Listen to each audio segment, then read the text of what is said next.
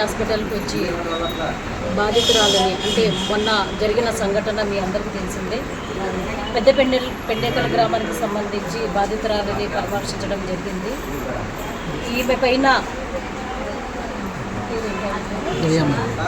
నరసింహులు అనే వ్యక్తి, తలారి నరసింహులు అనే వ్యక్తి ఈమె పైన అంటే తీసుకెళ్ళి నమ్మించి నిన్ను ఊళ్ళో దింపుతానని చెప్పి తీసుకెళ్ళి ఆమె పైన అత్యాచార యత్నము, అదేవిధంగా హత్యాయత్నం జరిపాడని చెప్పి అమ్మాయి చెప్తుంది. ఎందుకంటే ఆ అమ్మాయికి డౌట్ వచ్చిన వెంటనే ఆ బండి స్కూటీ మీద నుంచి కింద పడిపోయి ఎలాగైనా తన మాన ప్రాణాలు కాపాడుకోవాలనే ఉద్దేశంతో మెయిన్ రోడ్డుకి పరిగెత్తి ఇంకా వచ్చిన వాళ్ళని అడుక్కొని అమ్మాయి సేఫ్గా ఊరికి వెళ్ళి జరిగింది. నిజంగా ఇది చాలా బాధాకరం.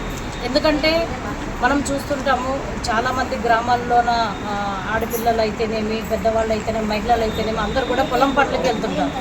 అంటే వాళ్ళ సొంత పొలాలున్నా కూలీ పనులకి వెళ్ళినా 7-7:30 ఆ టైంలోనే వస్తుంటారు, 6గా వస్తుంటారు.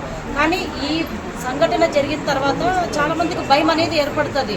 ఇట్లా వెళ్తే మాకెందుకు మాన ప్రాణాలకు కూడా ఉండదేమో, సరిగా మాకు రక్షణ ఉండదేమనే భయంతో చాలామంది మహిళలు కూడా ఇప్పుడు బాధపడుతుంటారు. కానీ నేను ఒకటే చెప్తున్నాను, ఇక్కడ నేను రావడానికి ముఖ్య కారణం ఒక సాటి మహిళగా ఆమెని పరామర్శించాను. ఎందుకంటే ఆమె సర్పంచ్ పార్టీ ఏదైనా సరే ఆమె పైన జరిగిన దాడిని నేను తీవ్రంగా ఖండిస్తున్నాను. అట్ ద సేమ్ టైం ఎవరైతే తలారి నరసింహులు ఈ దాడికి బాధ్యుడైనాడు వాళ్ళని ఆల్రెడీ ఎఫ్ఐఆర్ అయింది. నేను మధ్యాహ్నమే సిఐ గారితో కూడా మాట్లాడాను. ఇమ్మీడియట్గా ఆయన్ని అరెస్ట్ చేస్తామని చెప్పారు. ఎందుకంటే ఆయన కూడా ఏవో దెబ్బలు తగిలినాయి, ఆయన కూడా తీసుకున్నాడు అంటే వైద్య పరీక్షల నిమిత్తం ఆయన ఎక్కడో వేరే చోట ఉన్నాడని చెప్పడం జరిగింది.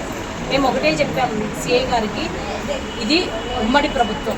చంద్రబాబు నాయుడు సారు ముఖ్యమంత్రిగా ఉన్నప్పుడు ఏ మహిళ పైన దాడులు జరగడం అనేది ఆయన సహించారు.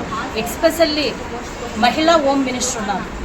మహిళా హోమ్ మినిస్టర్ అండ్ ఇప్పుడుండే గవర్నమెంట్ కూడా చాలా స్ట్రిక్ట్గా ఉంది. కాబట్టి ఇలాంటి దాడులు ఏవి జరిగినా కూడా ఇమ్మీడియట్గా ఆ బాధితులకి కఠినమైన శిక్ష పడాలని చెప్పి నేను ఇక్కడ డిమాండ్ చేస్తున్నాను. అట్ ద సేమ్ టైం ఆ శిక్ష పడే విధంగా కూడా మేము చేస్తాము. ఎందుకంటే వీళ్ళని చూసి ఇంకొకరు ఎవరు కూడా ఇట్లాంటి దాడులకు తెగపడడానికి వాళ్ళు భయపడాలి.